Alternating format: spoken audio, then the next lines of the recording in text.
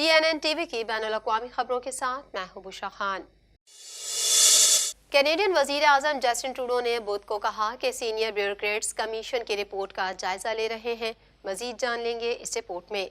Canadian वजीर आजम Justin Trudeau ने बुध को कहा कि सीनियर ब्यूरोक्रेट्स डैशनिस कमीशन की रिपोर्ट का जायजा ले रहे हैं। 1980 की दहाई की एक आज़ाद इंक्वायरी को मजीद मंजर आम पर लाने के लिए, जिसमें कनाडा में मुबैना नाजी जंगी मुजरिमों को देखा गया था। कनाडा के वजीर आजम जस्टिन ट्रूडो ने कहा कि हुकूमत 1980 की दहाई की एक कमीशन की मालूमात को जाहिर करने पर गौर कर रही है, जिसने दूसरी जंग अजीम में जर्मनी के लिए लड़ने वाले यूक्रेनी तारिकीन वतन की छानबीन की थी और बड़े पैमाने पर बरी कर दिया था। ट्रूडो ने नामा निगारों को बताया कि वहाँ आला सरकारी मुलाजमीन इस मामले को बहुत गौर से देख रहे हैं। बशमूल आर्काइव्स में ढूंढना हम सिफारिशात करने जा रहे हैं। रिपोर्ट्स बताती हैं कि हिटलर के वेफन एसएस के तकरीबन 2000 यूक्रेनी अरकान को जंग के बाद कनाडा में दाखिल कराया गया था। कुछ बरतानियों की हौसला अफजाई के बाद कमीशन ने कहा ये तादाद उससे कम है। गवर्नर जनरल मैरी साइमन ने कहा है कि राइडो हॉल पीटर सावरिन अल्बर्टा यूनिवर्सिटी के साबिक चांसलर, जिसने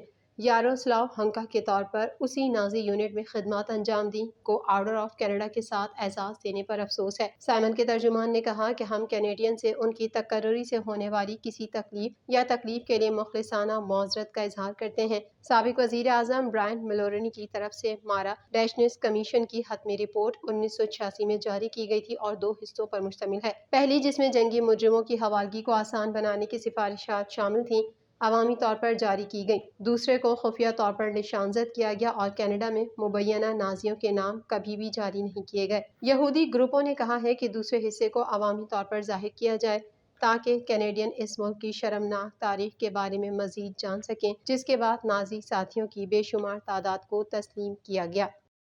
टोरंटो में गैर सरकारी तौर पर 72 सालों में 4 अक्टूबर को गर्म तरीन दिन रिकॉर्ड किया गया। ताहम आने वाले दिनों में मौसम सर्द होने की उम्मीद है।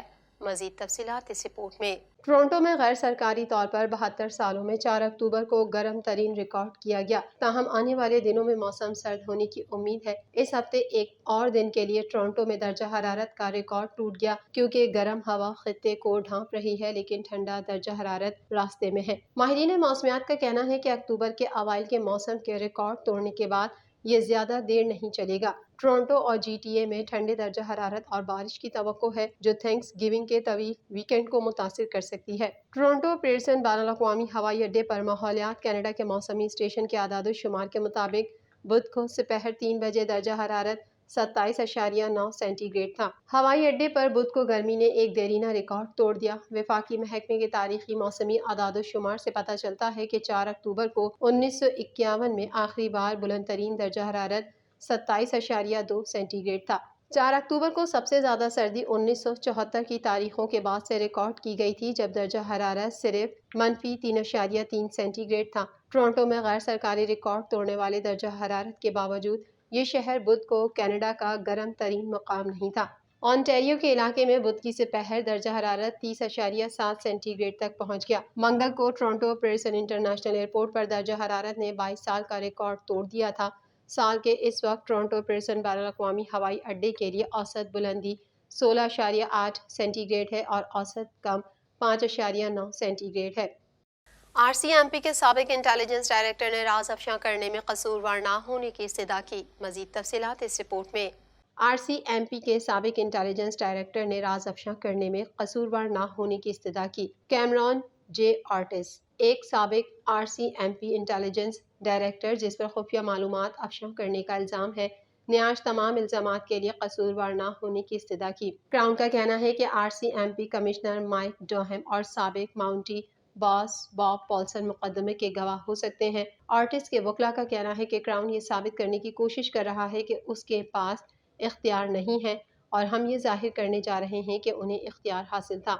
आर्टिस्ट को सितंबर 2019 में ओटावा में हिरासत में लिया गया था, एक ऐसी गिरफ्तारी जिसने कौमी पुलिस फोर्स को शदीद सदमा पहुंचाया। जब पुलिस ने 2019 में कैमरॉन आर्टिस्ट को ओटावा अपार्टमेंट पर छापा मारा तो उन्हें एक इनक्रिप्टेड USB ड्राइव मिली, जिसमें अंदरूनी RCMP दस्तावेजात اور مبینہ مجرموں کے ساتھ ای میل خط و کتابت شامل تھی۔ آرٹس پر 3 افراد کو مبینہ طور پر راز افشا کرنا اور چوتھی بار ایسا کرنے کی کوشش کے ساتھ ساتھ اعتماد کے خلاف ورزی اور کمپیوٹر سے متعلق جرم کے ذریعے سیکیورٹی آف انفارمیشن ایکٹ کی خلاف ورزی کا الزام ہے۔ ایک جیوری کے انتخاب کے ساتھ انٹیریو سپیریئر کورٹ میں کئی ہفتوں پر مشتمل مقدمہ چل رہا ہے۔ آر سی ایم پی کے نیشنل انٹیلیجنس کوآرڈینیشن سینٹر کے سربراہ کے طور پر آرٹس کو ملک کی کچھ انتہائی پرقریبی معلومات تک رسائی حاصل تھی۔ چین کی جوہری آبدوز کھلے سمندر میں اپنے ہی جال میں پھنس کر حادثے کا شکار ہو گئی، جس کے نتیجے میں 55 افراد ہلاک ہو گئے، جن میں کپتان اور نیوی کے 21 افسران بھی شامل ہیں۔ مزید جانیں گے اس رپورٹ میں۔ چین کی جوہری آبدوز کھلے سمندر میں اپنے ہی جال میں پھنس کر حادثے کا شکار ہو گئی، جس کے نتیجے میں 55 افراد ہلاک ہو گئے، جن میں کپتان اور نیوی کے 21 افسران بھی شامل ہیں۔ رپورٹ کے مطابق برطانوی انٹیلیجنس نے دعویٰ کیا ہے کہ آبدوز کے اپنے ہی ملک کے بچھائے جال میں پھنسنے سے اس کے سسٹم میں خرابی پیدا ہوئی، جس سے آکسیجن کی کمی واقع ہوئی اور عملے کے تمام ارکان کا دم گھٹ گیا تھا۔ برطانوی اخبار دی ٹائمز نے ملکی انٹیلیجنس کا حوالہ دیتے ہوئے دعویٰ کیا کہ شنگھائی کے شمال میں شانڈونگ صوبے کے قریب آبدوز میں آکسیجن ختم ہو گئی تھی اور یہ اپنی ہی افواج کے نصب کردہ چین اور لنگر سے ٹکرا کر سمندری فرش میں پھنس گئی۔ یہ سمندری فرش ایک جال کی طرح ہوتا ہے جس میں دشمن ممالک کے جہازوں کو پھانسا جاتا ہے، اور چین نے یہ جال امریکہ اور برطانیہ کے جہازوں کو پکڑنے کے لیے بچھایا تھا، لیکن خود پھنس گیا۔ برطانوی انٹیلیجنس رپورٹ نے تباہ ہونے والی آبدوز کی شناخت 417093 کے طور پر کی، تاہم تائیوان کی طرح چین نے آبدوز کے لیے تباہ ہونے کی تردید کی ہے۔ رپورٹ میں مزید کہا گیا ہے کہ یہ واقعہ زرد سمندر میں پیش آیا۔ چینی آبدوز ڈوب گئی اور اس میں موجود چینی نیول کے 55 اہلکار ہلاک ہو گئے، جن میں 22 افسران، 7 افسر کیڈٹس، 9 جونیئر افسران، 17 ملح اور کپتان کرنل زو یونگ پینگ بھی شامل ہیں۔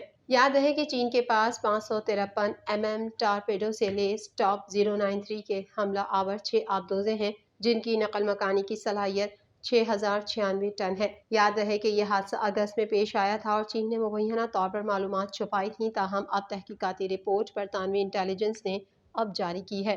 امریکی صدر کے ساتھ ہی ڈیموکریٹس کی تجاویز میں کہا گیا ہے کہ کسی بھی معاہدے میں اسرائیل فلسطین تنازع کے 2 ریاستی حل کے آپشن کو محفوظ رکھنے کے لیے بامعنی شقیں شامل ہیں۔ مزید احوال اس رپورٹ میں۔ اسرائیل اور سعودی عرب کے درمیان معمول کے تعلقات قائم کرنے کے ممکنہ معاہدے پر 20 امریکی ڈیموکریٹ سینیٹرز نے جہاں حمایت کا اظہار کیا، وہیں سعودی عرب کو اس کی سلامتی سے متعلق کسی قسم کی کوئی ضمانت دینے یا جوہری تعاون دینے پر اپنے خدشات کا اظہار کیا ہے۔ عالمی منظرنامے پر ہونے والے اس اہم پیش رفت سے متعلق بات چیت آگے بڑھ رہی ہے، لیکن امریکی حکام نے خبردار کیا ہے کہ اس سلسلے میں ابھی بہت کام باقی ہے۔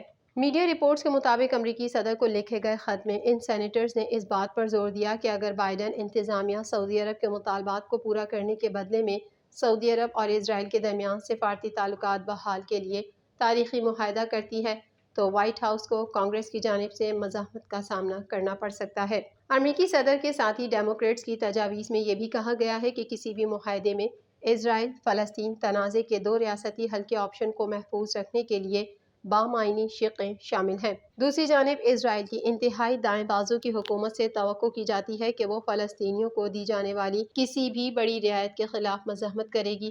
واضح رہے کہ سعودی عرب نے اسرائیل سے تعلقات استوار کرنے کے بدلے میں امریکی صدر بائیڈن کی انتظامیہ سے دفاعی ضمانت مانگنے کے ساتھ ساتھ سویلین جوہری پروگرام بنانے کی خواہش کا بھی اظہار کیا تھا۔ TNN ٹی وی کے نیوز بلیٹن میں فی الحال اتنا ہی۔ مزید خبروں اور اپڈیٹس کے لیے دیکھتے رہیے TNN ٹی وی۔